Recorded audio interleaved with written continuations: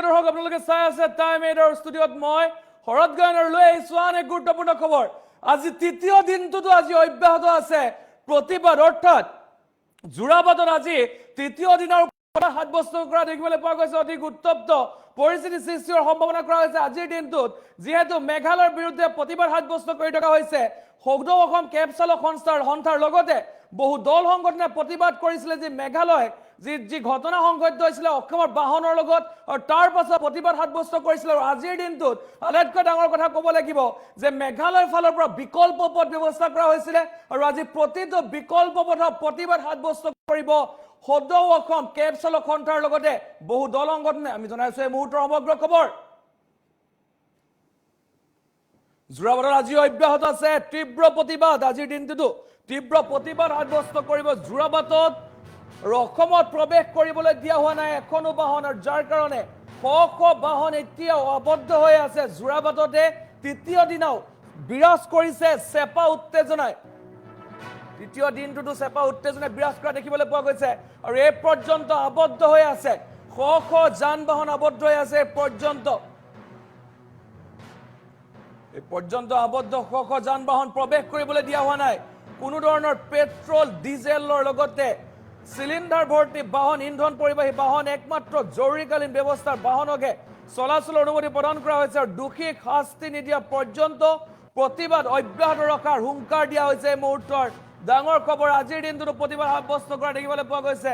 উত্তপ্ত পৰিস্থিতি সৃষ্টি কৰি চেপা উত্তেজনাই বিৰাজ কৰিছে সমগ্ৰ অঞ্চলজুৰি,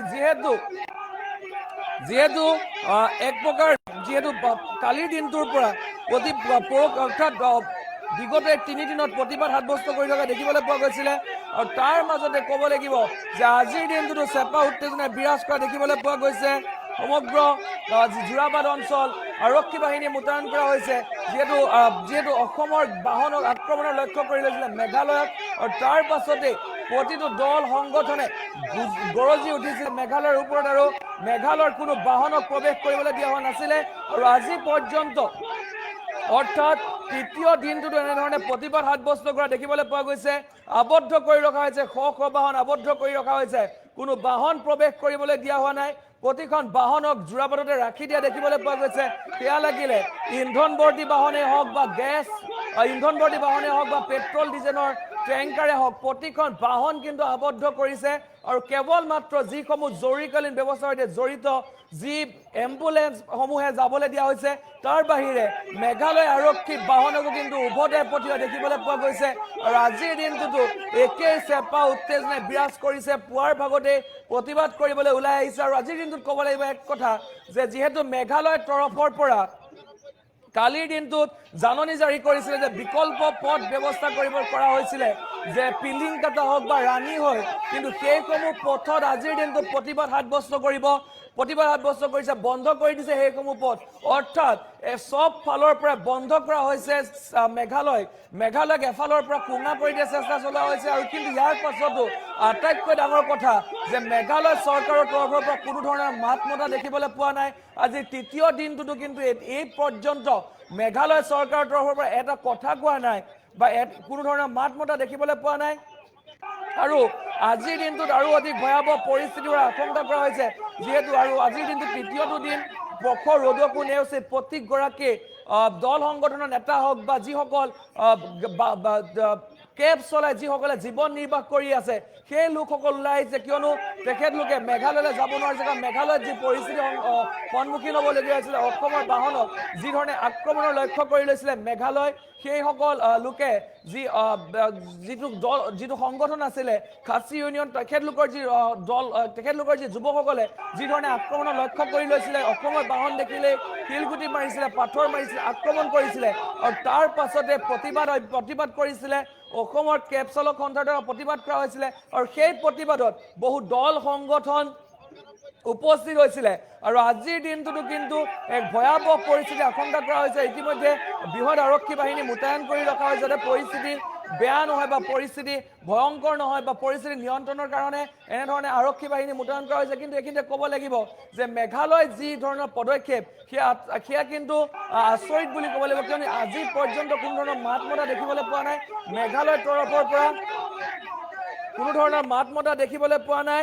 আৰু কোনো ধৰণৰ মাত মতা দেখিবলৈ পোৱা নাই মেঘালয় তৰফৰ পৰা আৰু এতিয়া উপায়ন্তৰ হৈ মেঘালয় চৰকাৰে কিন্তু এক বিকল্প পথ ব্যৱস্থা কৰিছিলে কিন্তু সেই বিকল্প পথ কিন্তু বৰ্তমান বন্ধ কৰিছে অৰ্থাৎ সেই বিকল্প পথৰ ব্যৱস্থা সেই বিকল্প পথৰ ব্যৱস্থা কৰা নাই সেই বিকল্প পথৰ যি ব্যৱস্থা কৰিছিলে সেয়া কিন্তু বন্ধ কৰি দিয়া দেখিবলৈ পোৱা গৈছে আৰু আজিও কিন্তু এক প্ৰকাৰ অব্যাহত ৰখা দেখিবলৈ পোৱা গৈছে আৰু যদি মই ক'বলৈ যাওঁ এতিয়া কিন্তু মেঘালয় যি অৱস্থা তেখেতলোকে যেনেধৰণে কিছুমান মন্তব্য কৰিছিলে যে আমি অসমত নাজানো ধৰণৰ মন্তব্য কৰিছিলে কিন্তু এইখিনিতে ক'ব লাগিব যে মেঘালয়ৰ যি অৱস্থা সেই আটাইতকৈ দুখ লগা অৱস্থা হৈ পৰিছে কিয়নো আজি পৰ্যন্ত মেঘালয়ৰ প্ৰতিটো পৰ্যটনস্থলী খালী হৈ পৰিছে কিন্তু তাৰ পাছতো যে মেঘালয়ে কোনো ধৰণৰ মেঘালয়ে যি নিজৰ যি অহংকাৰী ৰূপ এৰি দিয়া দেখিবলৈ পোৱা গৈছে আৰু মেঘালয় চৰকাৰক এক প্ৰকাৰ উল্লেখ কৰিছিলে কালিৰ দিনত যে মেঘালয় চৰকাৰে যেতিয়ালৈকে ক্ষমা নোখোজে তেতিয়ালৈকে কিন্তু এই প্ৰতিবাদ অব্যাহত থাকিব প্ৰতিবাদ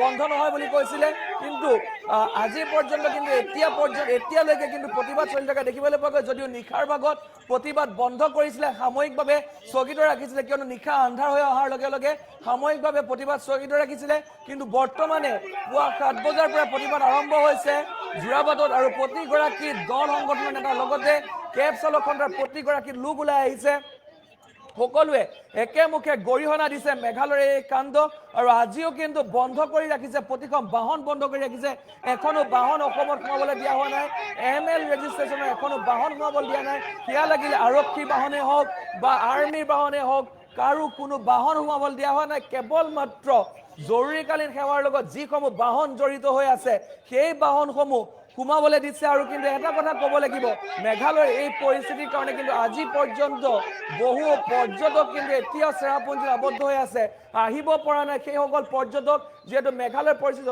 যথেষ্ট বৰ্তমান বেয়া বুলি ক'ব লাগিব মেঘালয়ৰ পৰিস্থিতি আজিও মেঘালয়তো বৰ্তমান সম্পূৰ্ণ মেঘালয়তো বৰ্তমান আৰক্ষী বাহিনী বৃহৎ আৰক্ষী বাহিনী মোতায়েন কৰা হৈছে মেঘালয়তো আৰু সেইসকল লোক যিসকল লোক আছিলে যিসকল পৰ্যটক আছে পৰ্যটকসকল আহিব পৰা নাই যদিও মেঘালয় চৰকাৰে বিকল্প পথ ব্যৱস্থা কৰিছিলে মেঘালয়ৰ লোক অসমত প্ৰৱেশৰ কাৰণে কিন্তু সেই পথসমূহতো আজিৰ দিনটোত প্ৰতিবাদ সাব্যস্ত কৰিব বন্ধ কৰি দিব সেই প্ৰতিটো পথ